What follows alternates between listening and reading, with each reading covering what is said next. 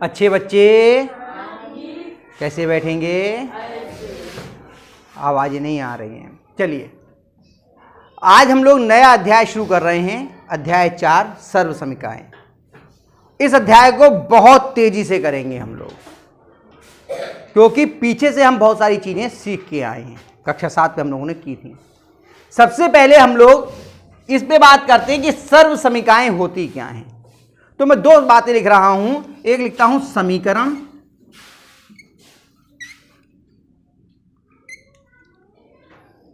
और दूसरा लिखता हूं मैं सर्व समीका। पहले इन दोनों का अंतर समझ लीजिए। बहुत सारे बच्चे इसको लेकर के संशय में रहते हैं कि सर्व समीका क्या है और समीकरण क्या है। हमने लिखा x + 2 = 12 और एक लिखा हमने x पे घात 2 माइनस 2 पे घात 2 बराबर x + 2 और x - 2। ये दोनों लिखे हमने। अब ये हमने लिखा है सर्व समीका और इसे लिखा है हमने समीकरण। दोनों में अंतर क्या होता है?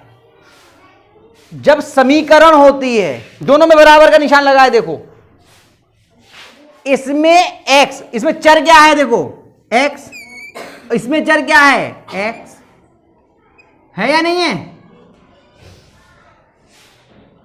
तो वो जिनमें x के कोई निश्चित मान हो सकते हैं, 1 मान हो सकता है, 2 हो सकते हैं, 3 हो सकते हैं, इससे ज्यादा निश्चित है संख्या।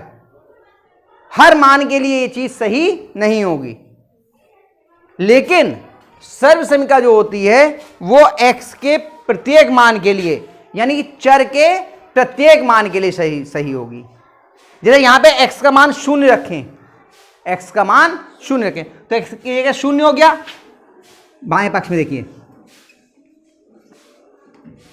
x बराबर 0 रखा हमने, x बराबर 0, तो यहां पे 0 + 2 बराबर कितना आ गया, 2। क्या ये इसके बराबर है? तो क्या ये सही हुआ?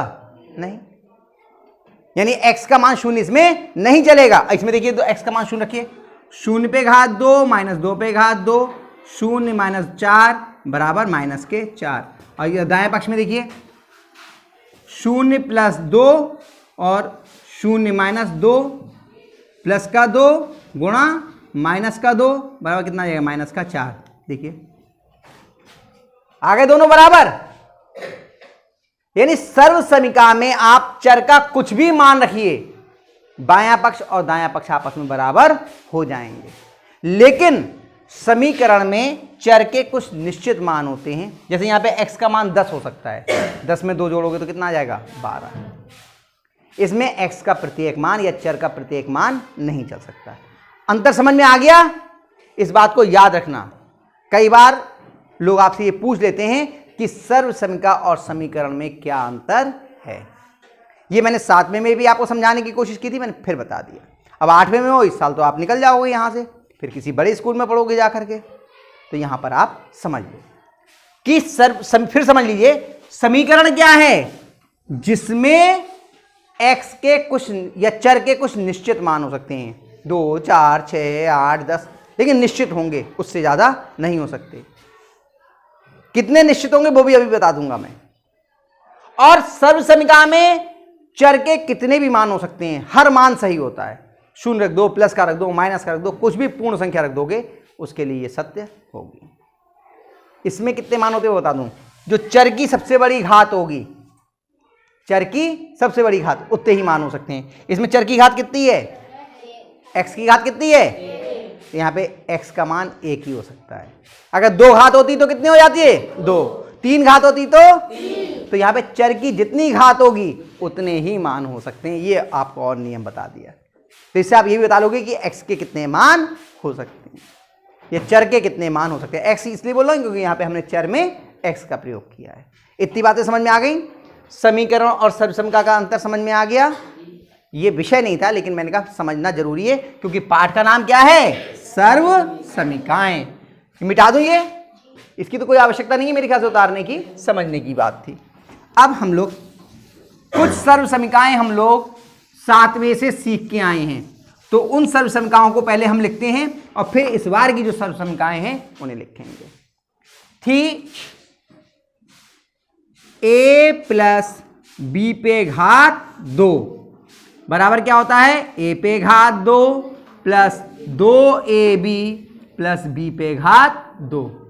ये हम सीख के आए थे पीछे 7वीं क्लास में।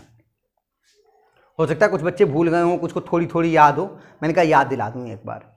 अगली एक सर्वसमीका थी a माइनस बी पे घात 2 बराबर a पे घात 2 माइनस 2ab प्लस b पे घात 2। अब a प्लस बी पे घात 2 का मतलब क्या है, a प्लस बी गुणा a plus B. a minus B पे घात 2 का मतलब क्या है, a माइनस बी गुणा a माइनस बी। अब हम दोनों को मिला के गुणा कर लेते हैं, a प्लस बी और a माइनस बी, एक प्लस का और एक माइनस का। तब क्या हो जाएगा, a पे घात 2 माइनस b पे घात 2। माइनस वाले में जो माइनस की है वो माइनस और जो प्लस का है वो प्लस। पहचानते कि किसे माइनस लिखेंगे, जो माइनस वाला है माइनस वाले में एक तो प्लस का है, एक में तो योग है दोनों का समान चिन्ह के, एक प्लस का एक माइनस का, तो प्लस वाले पे घात 2 माइनस वाले पे घात 2। आ गई बात समझ में। ये सर्वसमीकाएं हमने 7वें में पढ़ी थी। आज हम लोग एक नई सर्वसमीका सीखेंगे, वो है a प्लस बी पे घात 3 कितनी बराबर a पे घात 3 प्लस b पे घात 3 प्लस 3ab ब्रैकेट में a प्लस b। ये हो गई आपकी सर्वसमीका। ठीक है, इतनी बात समझ में आई पक्का। इस सर्वसमीका पे आधारित हम प्रश्नों को आज हल करेंगे। तो एक प्रश्न मैं आपको अभी इधर है, इधर हल करके दिखा देता हूं तो आपको समझ में आ जाएगा, फिर आप लोग उतार लेना, समझ में आएगा। अभ्यास 4a का पहला सवाल क्या कहता है, पहले का पहला खंड, निम्नांकित का के विस्तार कीजिए। पहला क्या है, b प्लस 1 पे घात 3। देखिए कौन सी वाली सर्वसमीका के रूप में आ गया, ये है a प्लस बी पे घात 3 के रूप में। उसमें a का मान कितना है बताओ, और b का मान कितना है 1। यहां पे हम लिख भी सकते हैं सर्वसमीका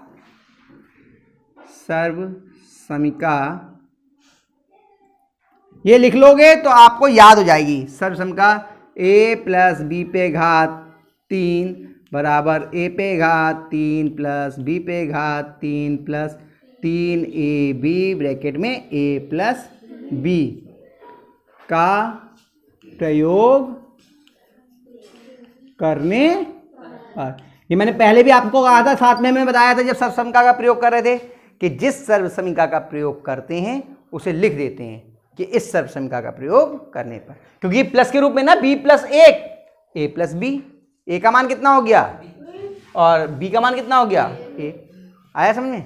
तो लिखते हैं b प्लस 1 पे घात 3 बराबर, बताओ b पे घात 3 प्लस 1 पे घात प्लस 3 गुणा a का मान कितना है b गुणा b का मान कितना है 1 और गुणा ब्रैकेट में b प्लस 1 बराबर b पे घात 3 प्लस 1 पे घात 3 का मान कितना होगा 1। 1 पे कितनी भी घात हो मान कितना आता है 1 प्लस 3 एकम 3, 3 भी हो गया ये, क्योंकि अंकों की गुणा कर ली, पहले चिन्हों की गुणा फिर अंकों की गुणा फिर बीजों की गुणा, ये तो नियम होता है। और ब्रैकेट में b प्लस 1। आपको उत्तर इस रूप में भी मिल सकता है और 3b की अंदर गुणा करके भी उत्तर मिल सकता है, दोनों तरह से। ये भी सही है, और चाहो तो 3b की इसके अंदर गुणा कर दो तब भी उत्तर सही जाएगा। वो भी करके दिखा देते हैं। p पे घात 2 प्लस 1 प्लस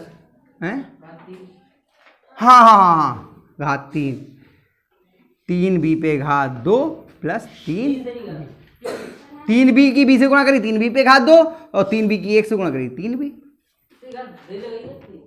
कहां पर, यहां पर 3b की b से गुणा करेंगे कितना आएगा भाई, एक घात इस b की और एक घात इस b की, कितनी घात हो जाएंगे गुणा में घातें किनकी? जिनके आधार एक से, और 3b की 1 से गुणा करके 3b आ गया। आया बात समझ में? उतारोगे इतनों को, इतने सवाल उतार लो, फिर आगे का बताते हैं। देखिए पहले का छठा सवाल ये और करवा दे रहा हूं। बीच के जो सवाल हैं दूसरा, तीसरा, चौथा, पांचवा, ये आप लोग अपने आप करना। नहीं आएगा तो हम लोग कल उस पर बात कर देंगे। छठे में है xy प्लस 2a पे घात 3। तो वही सर्वसम का बन गई, ये a हो गया और ये b।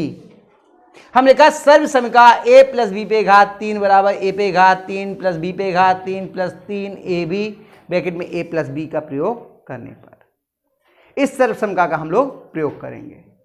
देखिए a लिखते हैं x प्लस वाई, वो एक्स वाई प्लस 2a पे घात 3 बराबर a का मान कितना है? एक्स वाई पे घात 3।